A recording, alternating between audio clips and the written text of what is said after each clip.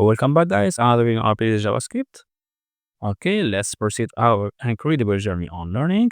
So today we will learn together what does it mean self-invoked function in JavaScript. Okay, let's start together. Okay, always in our index.js. Okay, let's focus to make some comments.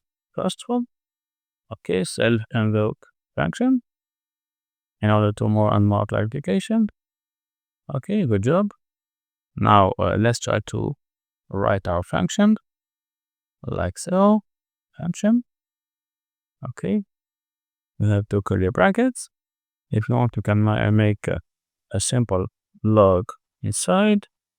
You can write a text hello from self-invoke function like so. Okay, good job. Now, if you want, we have an error because the syntax is not correct. Okay, we should now make all the function inside two brackets.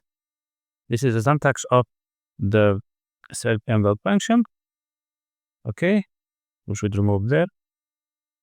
Okay.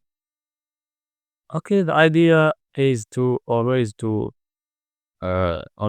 call the function immediately after defining it.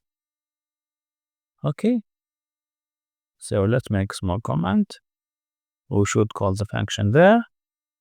Okay, immediately after defining it. It's so simple, like so. Good job. Okay, it's executed successfully. Good job. Okay, let's make some comments to clarify things.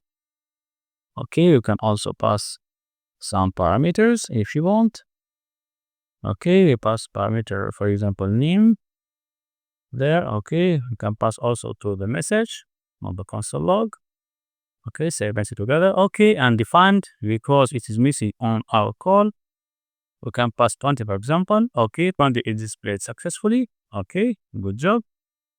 Okay, now we can change to an arrow function like so. Okay, good job. Now if you want, we can remove those curly brackets because we have only one statement. Okay, we can make it also on the same line like so. Good job. This is so simple.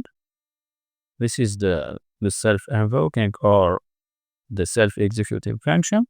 So I hope that you love this video.